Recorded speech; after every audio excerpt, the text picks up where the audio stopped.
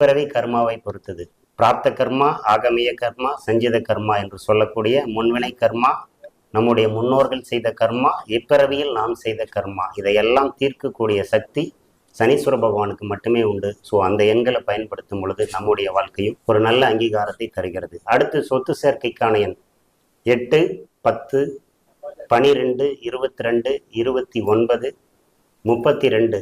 இந்த 32ஆம் நம்பர்லாம் என் வாழ்க்கையில் மட்டும் கிடையாதுங்க, என்னோட கிளைண்டோட லைஃப்ல தொடர்ந்து அற்புதம் பண்ணிக்கிட்டே இருக்கு.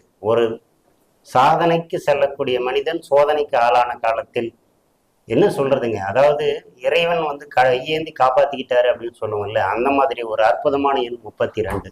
சரிங்களா? இந்த 32ஆம் எண் வரும் பொழுது அவர்களுடைய வாழ்க்கையில மிகப்பெரிய அளவுல யோகத்தை, இழந்த வாழ்க்கையை மீட்டு தந்து இழந்த திரவியம் உண்டு. ராஜநிலை எண்ணில் 32க்கான பலன். சரிங்களா?